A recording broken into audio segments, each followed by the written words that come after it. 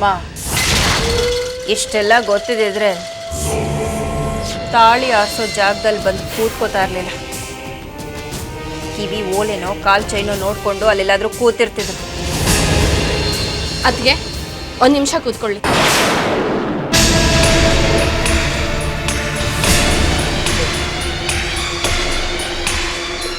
ಶ್ವೇತಾ, ಹುಚ್ಚಾಟ ಆಡಿದ್ರೆ ಚೆನ್ನಾಗಿರಲ್ಲ. ಕೊಡು ಚೈನ. ಅದಕ್ಕೆ ನಮ್ಮ ಚಂದು ಎಲ್ಲಿ? ಚಂದು ಚಂದು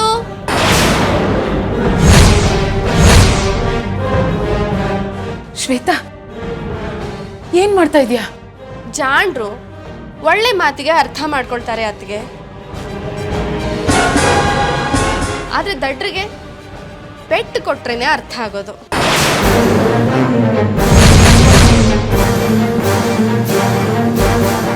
ಈಗ ನೀನ್ ದಡ್ಡಿ ತರ ಆಡ್ಬೇಡ. ಕೊಡು ತಾಳಿ ಸರನ ಕಲ್ಪನನ್ ಕೈಗೆ. ಯಾರ್ಯಾರು ಎಲ್ಲೆಲ್ಲಿ ಇರಬೇಕು, ಏನೇನು ಮಾಡಬೇಕು ಅನ್ನೋದು ನಿನಗಿಂತ ಚೆನ್ನಾಗಿ ನಮ್ಮ ಅತ್ತಿಗೆಗೆ ಗೊತ್ತು ಕಲ್ಪನಾ ಅಕ್ಕ. ನಿನ್ನ ಹತ್ರ ಬುದ್ಧಿ ಹೇಳಿಸ್ಕೊಳ್ಳೋ ಮಟ್ಟಿಗೆ ನಾನೂ ಇಲ್ಲ. ತಾಳಿ ಅಂದ್ರೆ ಏನು, ಗಂಡ ಅಂದ್ರೆ ಏನು, ಅತ್ತೆ ಮಾವ ಅಂದ್ರೆ ಏನು ಅಂತ ನಿನಗಿಂತ ಚೆನ್ನಾಗಿ ಅತ್ತಿಗೆ ಗೊತ್ತು. ಮೊದಲು ವಯಸ್ಸಲ್ಲಿ ನಿನಗಿಂತ ಹಿರಿಯರಿರೋರ್ಗೆ ಮರ್ಯಾದೆ ಕೊಡೋದನ್ನ ಕಲ್ತ್ಕೊ. ಅತ್ತಿಗೆ ಅಂತ ಗೌರವ ಬರದೆ ಹೋದ್ರು ಅಟ್ಲೀಸ್ಟ್ ನಿನ್ನ ಮುದ್ದು ಮಗಳಿಗೆ ನಾಳೆ ಅತ್ತೆ ಆಗೌರವ ಅಂತನಾದ್ರೂ ಗೌರವ ಕೊಡು. ಯಾಕಂದ್ರೆ ನಿನ್ನ ಮಗಳು ಮದುವೆ ಆಗೋವರೆಗೂ ಮಾತ್ರ ನಿನ್ನ ಹತ್ರ ಇರ್ತಾಳೆ. ಮದುವೆ ಆದಮೇಲೆ ಸಾಯೋವರೆಗೂ ಅತ್ತೆ ಮನೇಲಿರ್ತಾಳೆ. ಶ್ವೇತಾ, ಕಲ್ಪನಾ ನಮ್ಮಿಬ್ರಿಗೂ ಅಕ್ಕ. ನೀನು ಅಕ್ಕನ ಜೊತೆ ಮಾತಾಡ್ತಿದ್ದೀನಿ ಅನ್ನೋ ಪರಿಜ್ಞಾನ ಇರಲಿ. ಯಾರ್ಯಾರ ಜೊತೆ ಹೇಗೆ ಮಾತಾಡಬೇಕು ಅನ್ನೋ ಜ್ಞಾನ ಎಲ್ರಿಗೂ ಇರಬೇಕು ಕುಮುದಕ್ಕ. ನಿಮ್ಮಕ್ಕ ತಪ್ಪು ಮಾಡಿದಾಗ ನನಗೆ ಬುದ್ಧಿ ಹೇಳೋ ಹಾಗೆ ಅವಳಿಗೂ ಹೇಳು. ಶ್ವೇತಾ ಪ್ಲೀಸ್, ಜಗಳ ಬೆಳೆಸ್ಬೇಡ, ಸುಮ್ಮನಾಗು ಪ್ಲೀಸ್. ಅತ್ತಿಗೆ, ನನಗೆ ಚುಚ್ಚು ಕೊಟ್ಟು ತಮಾಷೆ ನೋಡೋ ಅಭ್ಯಾಸ ಇಲ್ಲ. ನಿಮ್ಮ ಮನೆಗೂ ಈ ಮಾಂಗಲ್ಯ ಚೈನ್ನ ಚಂದು ಮತ್ತೆ ಗೊಂಬೆಗೆ ತೋರಿಸ್ತೀನಿ ಅಷ್ಟೆ.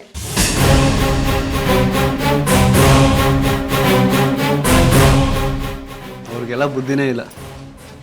55 kg ಚಿನ್ನದ ಗಟ್ಟಿನೇ ನನಗೆ ಕೊಡ್ತಾರೆ. ಇಲ್ಲಿಗೆ ಬಂದ್ಬಿಟ್ಟು 550 ಗ್ರಾಮ್ ಚಿನ್ನ ತಗೋಬೇಕಿತ್ತ? ಇಲ್ಲ ಚಂದು, ನೆನೆ ತಾನೇ ವೆಯ್ಟ್ ಚೆಕ್ ಮಾಡಿದೆ. 56 ಸುಮಾರು 1 kg ಎಕ್ಸ್ಟ್ರಾ ಚಿನ್ನ ನನಗೆ ಬೋನಸ್ ಆಗಿ ಸಿಗ್ತದೆ. ಫೋನಲ್ಲೂ ಮಾತಾಡ್ತೀರಾ, ಮನೇಲಿದ್ರು ಮಾತಾಡ್ತೀರಾ, ಆಫೀಸ್ಗೆ ಹೋದ್ರು ಮಾತಾಡ್ತೀರಾ. ಅಟ್ಲೀಸ್ಟ್ ಇಲ್ಲಿ ಬಂದದಕ್ಕಾದ್ರೂ ಮದುವೆಗೆ ಅಂತ ಒಡವೆ ಸೆಲೆಕ್ಟ್ ಮಾಡಬಾರ್ದಾ? ಅಲೋ, ಅದಕ್ಕೆಲ್ಲ ತಾವು ಬಂದಿಲ್ವೇ? ತಮ್ಮನ್ನು ಕರ್ಕೊಂಬಂದಿರೋದು ಯಾಕೆ? ನೀವು ಆ ಕೆಲಸ ಮಾಡಿ. ಸರಿ, ಅದೇನದು ಜೋರಾಗಿ ಡಿಸ್ಕಷನ್ ನಡೀತದ? ಜೋರಾಗೆ ನಡೀತಾ ಇತ್ತು. ಈಗ ಒಂದು ಹಂತಕ್ಕೆ ಬಂದಿದೆ. ಇದು ನೋಡು, ಮಾಂಗಲ್ಯ ಸರ. ಇದನ್ನೇ ನೀನು ನಮ್ಮ ಗೊಂಬೆ ಕತ್ತಿ ಕಟ್ಟೋದು. ವಾವ್, ಸಕ್ಕತ್ತಾಗಿದೆಲ್ಲ ಚಂದು, ಸೋ ನೈಸ್.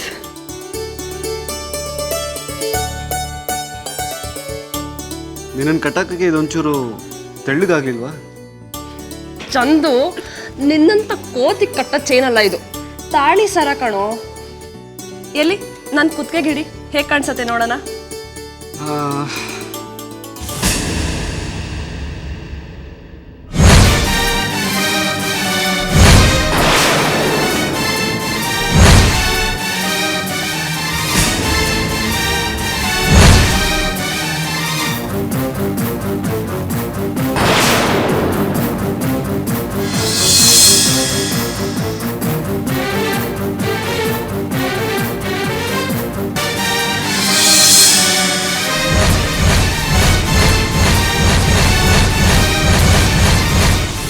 ಸಕ್ಕತ್ತಾಗಿದೆ ಚಿಕ್ಕಿ. ಚಂದು, ಇಲ್ಲೇ ತಾಳಿ ಕಟ್ಬಿಡೋ. ಬಿಟ್ರೆ ನೀನು ಇಲ್ಲೇ ಮದುವೆ ಆಗಿ ಹನಿಮೂನ್ಗೂ ಕರ್ಕೊಂಡು ಹೋಗ್ಬಿಡ್ತೀಯ. ಆದರೆ ನಮ್ಮ ಚಂದನ್ ಅಂಥವ್ನಲ್ಲಮ್ಮ. ಅವನಿಗೆ ತಾಳಿ ಅಂದರೆ ಏನು, ತಾಳಿ ಮಹತ್ವ ಏನು ಅಂತ ಚೆನ್ನಾಗಿ ಗೊತ್ತು. ಜೀವನದಲ್ಲಿ ತಾಳಿನ ಒಂದೇ ಒಂದ್ಸಲ ಕಟ್ಟೋದು. ಪದೇ ಪದೇ ಕಟ್ಟಿದ್ರೆ ಅದು ಉರುಳಾಗತ್ತೆ, ತಾಳಿ ಆಗಲ್ಲ. ನಮ್ಮ ಚಂದು ಅವ್ರ ಅಮ್ಮನ ಆಶೀರ್ವಾದ ಇಲ್ಲದೆ ತಾಳಿ ಕಟ್ಟಲ್ಲ ಅಲ್ವಾ ಚಂದು? ಏನಾಯ್ತು ಚಂದು? ಏನಿಲ್ಲ, ತಗೊಳ್ಳಿ. ಸರಿ, ನಾನಿದನ್ನ ಪ್ಯಾಕ್ ಮಾಡಿಸ್ಕೊಂಡು ಬರ್ತೀನಿ. ಚಂದು, ಸಡನ್ ಆಗಿ ಏನೋ ಆಯ್ತು ನಿನಗೆ? ಏನಿಲ್ಲ, ನಥಿಂಗ್.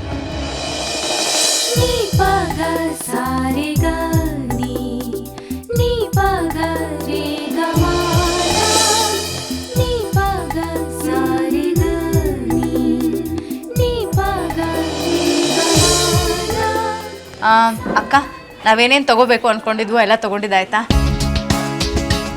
ಇಂದ ಇದೆಲ್ಲ ಎಲ್ಲಿ ಮುಗಿಯುತ್ತೆ? ಮದುವೆ ಮುಗಿಯೋವರೆಗೂ ಶಾಪಿಂಗ್ ಮುಗಿಯೋದೇ ಇಲ್ಲ. ಈಗೇನೋ ಎಲ್ಲ ತಗೊಂಡಿದೀವಿ ಅಂತ ಅನ್ಸುತ್ತೆ. ಇನ್ನೊಂದೆರಡು ದಿನ ಹೋದ್ಮೇಲೆ ಅಯ್ಯೋ ಅದು ತಗೋಬೇಕಿತ್ತು, ಇದು ತಗೋಬೇಕಿತ್ತು ಅಂತ ಅನಿಸ್ತಿರುತ್ತೆ. ನಿಜ ಅಮ್ಮ, ನಾನು ಏನೇನೋ ಅನ್ಕೊಂಡು ಬಂದೆ. ಇಷ್ಟೆಲ್ಲ ತಗೊಂಡ್ಮೇಲೂ ಇನ್ನೂ ಏನೋ ಬೇಕು ಅನಿಸ್ತದೆ. ಅಕ್ಕ, ನೀನು ಇಷ್ಟೆಲ್ಲ ಗೊಂಬೆಗೋಸ್ಕರ ಮಾಡ್ತಿದ್ಯಾ?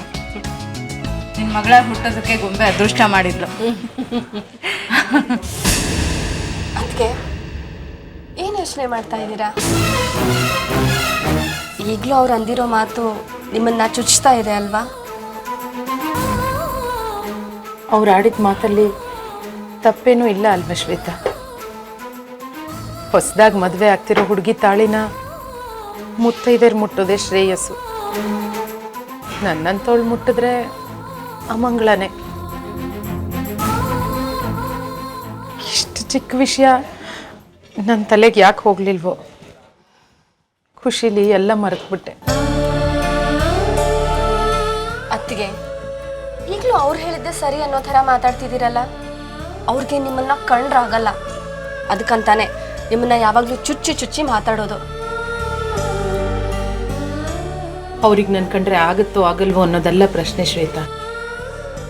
ಹೊಸದಾಗಿ ಮದುವೆ ಆಗ್ತಾ ಇರೋ ಹುಡುಗಿ ತಾಳಿನ ನನ್ನಂಥ ವಿಧವೆ ಮುಟ್ಟಬಹುದೋ ಮುಟ್ಟಬಾರ್ದೋ ಅನ್ನೋದು ಪ್ರಶ್ನೆ.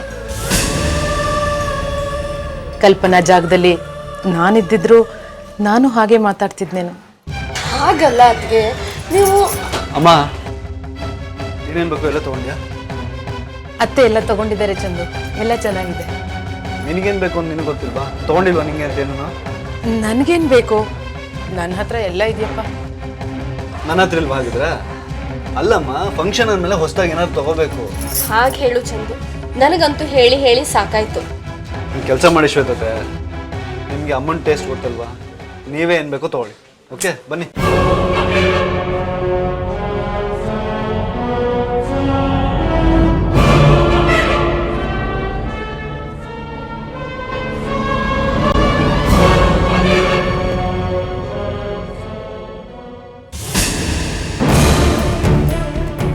ಅಕ್ಕ, ಅಲ್ಲಿ ನೋಡು, ಇಷ್ಟು ವಯಸ್ಸಾದರೂ ಇನ್ನೂ ಬಂಗಾರದ ಆಸೆ ಹೋಗಿಲ್ಲ.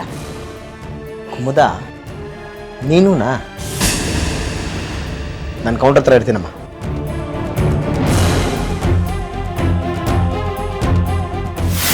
ಅತ್ತೆ, ಈ ಅಂಗಡಿನಲ್ಲಿ ಡಿಸೈನ್ ಸೂಪರ್ ಆಗಿದೆ. ನನಗಂತೂ ತುಂಬಾ ಕನ್ಫ್ಯೂಸ್ ಆಗ್ತಿದೆ ಯಾವ್ದು ತಗೋಬೇಕು ಅಂತ. ಕನ್ಫ್ಯೂಷನ್ ಯಾಕಪ್ಪ? ಎಲ್ಲ ತಗೊಂಡ್ರಾಯ್ತು. ಹಾಗೆ ಮಾಡಿದ್ರೆ ನಿಮ್ಮ ಮಗನ ಬ್ಯಾಂಕ್ ಬ್ಯಾಲೆನ್ಸ್ ಗೋವಿಂದ.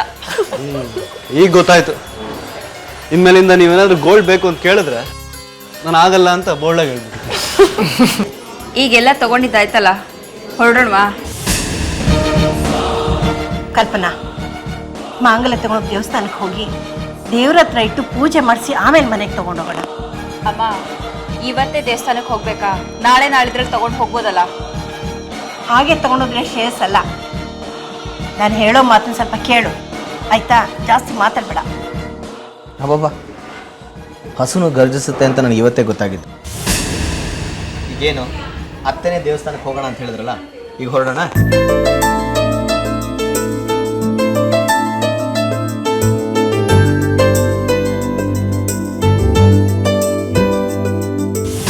ಅಕ್ಕ, ದೇವಸ್ಥಾನಕ್ಕೆ ಹೋಗಿ ಪೂಜೆ ಮಾಡಿಸ್ಕೊಂಡು ಬರೋಣ ಅಂತ ನೀನೇ ಹೇಳ್ತಿದ್ದೆ. ಆದರೆ ಇವರೆಲ್ಲ ಬಂದಿರೋದಕ್ಕೆ ನೀನು ಟೆನ್ಷನ್ ಮಾಡ್ಕೊಂಡಿದ್ಯಾ ಅಲ್ವಾ? ಇವ್ರ ಮೇಲಿರೋ ಕೋಪ ದ್ವೇಷನೆಲ್ಲ ಎಲ್ಲರೂ ಎದುರಿಗೂ ತೋರಿಸ್ಕೋಬೇಡ ಅಕ್ಕ, ಅದರಿಂದ ನಮಗೆ ಅಪಾಯ. ನನ್ನಿಂದ ಆಗ್ತಾ ಇಲ್ಲ ಕುಮುದ. ಆ ಪಾರ್ವತಿ ನೋಡಿದ್ರೆ ನನಗೆ ಸಿಟ್ಟು ಬರ್ತಾ ಇದೆ. ಗೊಂಬೆಗಾದ್ರೂ ಬುದ್ಧಿ ಬೇಡವಾ? ಅವಳ ಜೊತೆ ಕಿಲಕಿಲ್ಲ ಅಂತ ನಕ್ಕೊಂಡು ಮಾತಾಡ್ತಾಳಲ್ಲ, ಇದನ್ನೆಲ್ಲ ಸಹಿಸ್ಕೊಂಡು ನಾನು ಹೇಗೆ ಇರ್ಲಿ? ಅತ್ತೆಗೊಂದು ಕಾಲ, ಸೊಸೆಗೊಂದು ಕಾಲ. ಇವತ್ತು ಅವಳ ದಿನ, ಆದರೆ ನಾಳೆಯಿಂದ ಪ್ರತಿ ದಿನಾನೂ ನಮ್ದೆ. ಈಗೇನು ನೀವಿಬ್ರು ಹೊರಡಲ್ವಾ?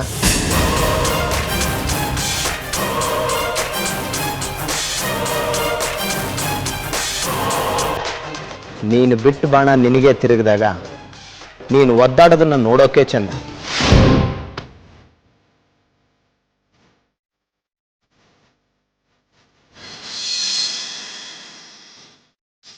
ಹೋದ್ಯ ಪಿಶಾಚಿ ಅಂದ್ರೆ ಬಂದೆ ಗವಾಕ್ಷಿ ಅನ್ನಂಗಾಯ್ತು.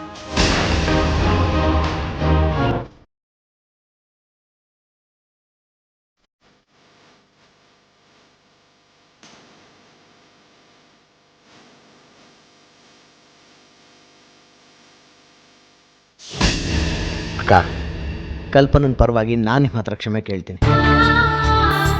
ದಯವಿಟ್ಟು ಅವಳ ನಡವಳಿಕೆನ ಅಷ್ಟು ಗಂಭೀರವಾಗಿ ತಗೋಬೇಡಿ. ಕೊಳತ ಹಣ್ಣನ ಬಗ್ಗೆ ಹೇಗೆ ವಿವರಿಸೋಕ್ಕಾಗಲ್ವೋ ಹಾಗೆ ಅವಳ ಮನಸ್ಸು. ದಯವಿಟ್ಟು ಕ್ಷಮಿಸ್ಬಿಡಿ.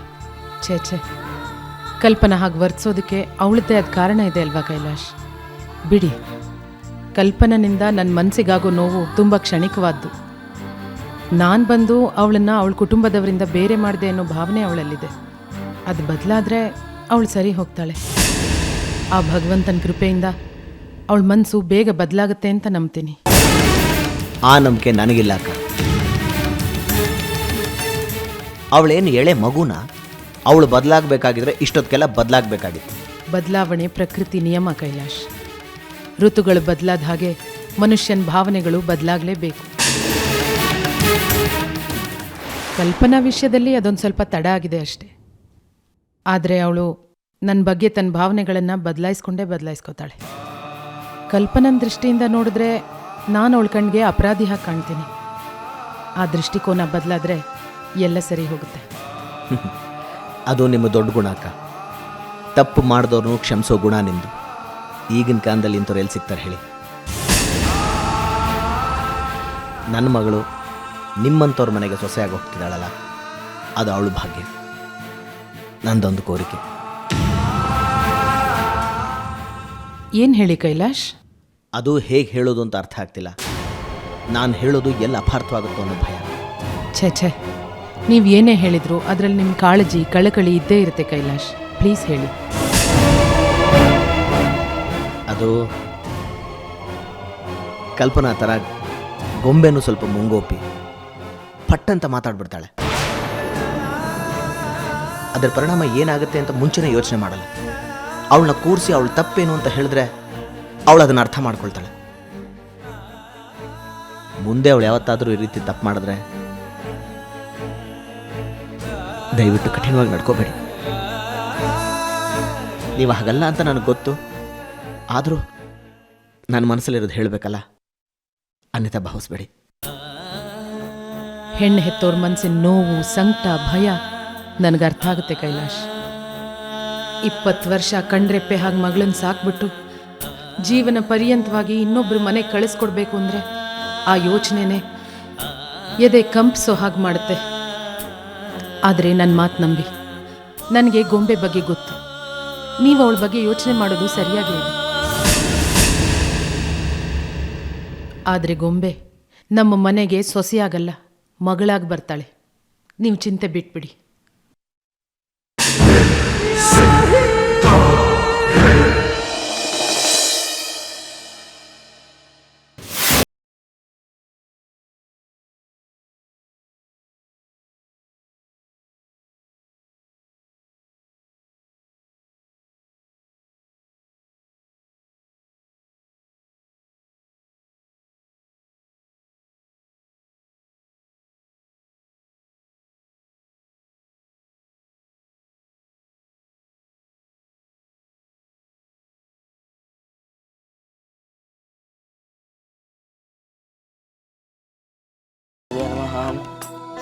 ಮಂಗಲನಿರಾಧನಂ ಕರಿಷ್ಯೆ.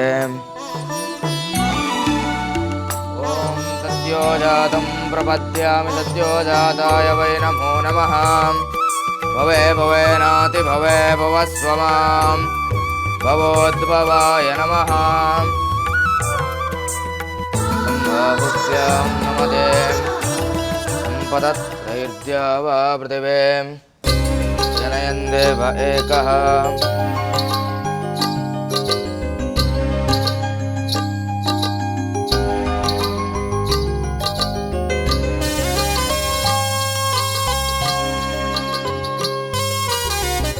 ಮದುವೆ ಗಂಡು ಯಾರು?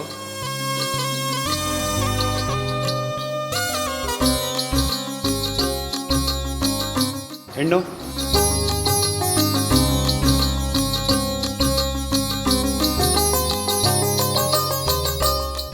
ಜೋಡಿ ತುಂಬ ಚೆನ್ನಾಗಿದೆ.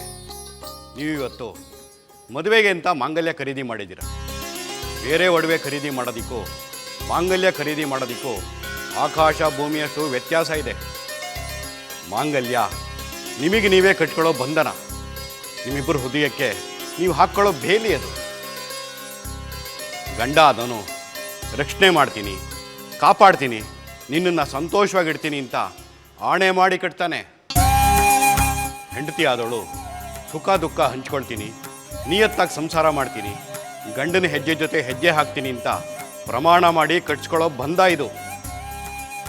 ತಪ್ಪೋ ಸರಿನೋ ನಿನ್ಗೊಂದು ಮಾತು ಹೇಳ್ತೀನಮ್ಮ, ಗಂಡ ಆದವನು ಕಟ್ಟಿರೋ ತಾಳಿನ ಬಿಚ್ಚಿಡೋದು ಗಂಡನಿಗೆ ಶ್ರೇಯಸ್ಸಲ್ಲ. ಈಗಿನ ಕಾಲದಲ್ಲಿ ಅದು ಫ್ಯಾಷನ್ ಆಗಿಬಿಟ್ಟಿದೆ. ಆದರೆ ನೀನು ಅಂತಹ ಕೆಲಸಕ್ಕೆ ಮುಂದಾಗಬೇಡಮ್ಮ. ಹೊರಗಡೆ ನವಗ್ರಹ ಮಂದಿರ ಇದೆ, ಅಲ್ಲಿ ನೀವಿಬ್ಬರು ಪ್ರದಕ್ಷಿಣೆ ಮಾಡಿ, ಅಲ್ಲಿ ದೀಪ ಹಚ್ಚಿ ಒಳ್ಳೆ ಮನಸ್ಸಿಂದ ಬೇಡ್ಕೊಡಿ, ನಿಮ್ಗೆ ಒಳ್ಳೇದಾಗುತ್ತೆ. ಇದು ಇಷ್ಟಕ್ಕೆ ಮುಗಿಯೋದಿಲ್ಲ. ಮದುವೆ ಆದಮೇಲೆ ನೀವಿಬ್ಬರು ಗಂಡ ಹೆಂಡತಿ ಬಂದು ಮತ್ತೆ ದೀಪ ಹಚ್ಚಬೇಕು. ಆಮೇಲೆ ಅಮ್ಮನವ್ರಿಗೆ ಹಸಿರು ಬಳೆ, ಹಸಿರು ಸೀರೆ, ಹೂವು ಹಣ್ಣು, ಉಡಿ ತುಂಬ ಎಲ್ಲ ಸಾಮಾನು ತಂದು ಪೂಜೆ ಮಾಡಿಸಿ, ನಿಮಗೆ ಒಳ್ಳೇದಾಗತ್ತೆ. ನಿಮ್ಮದು ಮದುವೆನಾ? ಮುಂದಿನ ತಿಂಗಳ ನಮ್ಮ ಮದುವೆ. ನಮ್ಮದು 10 ದಿನ ಕೆಳಗಡೆ ಮದುವೆ ಆಯಿತು. ಹರಕೆ ತೀರ್ಸೋಣ ಅಂತ ಬಂದ್ವಿ. ಮದುವೆಗೆ ಮುಂಚೆ ಬಂದು ಈ ದೇವರ ಹತ್ರ ಬೇಡಿ ದೀಪ ಹಚ್ಚಿ ಹೋಗಿದ್ವಿ. ಈ ದೇವ್ರ ದಯೆಯಿಂದ ಯಾವುದೇ ಅಡೆ ತಡೆ ಇಲ್ಲದೆ ನಮ್ಮ ಮದುವೆ ಮುಗಿದೋಯ್ತು. ಅಮ್ಮನವ್ರಿಗೆ ಅದಕ್ಕೆ ಹರಕೆ ತೀರ್ಸೋಗೋಣ ಅಂತ ಬಂದ್ವಿ. Wish you all the best. ನಿಮಗೂ ಒಳ್ಳೇದಾಗಲಿ. ಥ್ಯಾಂಕ್ ಯು, ನಿಮಗೂ ಒಳ್ಳೇದಾಗಲಿ. ಕಲ್ಪನಾ, ಅಷ್ಟು ಸಾರಿ ಹೇಳಿದ್ದೀನಿ ಜೋಪಾನವಾಗಿ ಇಟ್ಕೊ ಅಂತ, ಆದ್ರೂ ಕೆಳಗಡೆ ಬೆಳೆಸ್ಬಿಟ್ಟಿಯಲ್ಲೇ. ಅಪ್ಶಕ್ನ ಕಣೆ, ಅಪ್ಶಕ್ನ. ಇಲ್ಲ ಇರ್ಲಿ ಬಿಡಮ್ಮ ಅಂತ ನಾನು ಹೇಳಿದ್ರು ನೀನು ಕೇಳಲಿಲ್ಲ. ಈಗ ನೋಡಿದ್ಯಾ ಏನಾಯ್ತು? ದೇವಿ ಪಾದಕ್ಕಿಟ್ಟಿರೋ ಮಾಂಗಲ್ಯ ನೆಲಕ್ಕೆ ಬೀಳೋ ಹಾಗಾಯ್ತು. ಅತ್ತೆ, ಅರ್ಚಕರು ಹೇಗಿದ್ರು ಇಲ್ಲೇ ಇದ್ದಾರೆ. ಇನ್ನೊಂದ್ಸಲ ಶಾಂತಿ ಮಾಡಿಸ್ಬಿಡಿ. ಮಾಂಗಲ್ಯ ನೆಲಕ್ಕೆ ಬೀಳೋದು ಅಂದರೆ ಅಪಶಕನ, ಅಮಂಗಳ. ಹೌದು ಕಣೆ, ಅಪಶಕ್ನ ಅಮಂಗಳನೇ. ನಿನ್ನಂತ ವಿಧವೆನ ಇಂಥ ಮಂಗಳ ಕಾರ್ಯ ಕರ್ಕೊಂಡು ಬಂದ್ವಲ್ಲ, ಅದು ಅಪಶಕ್ನೇ.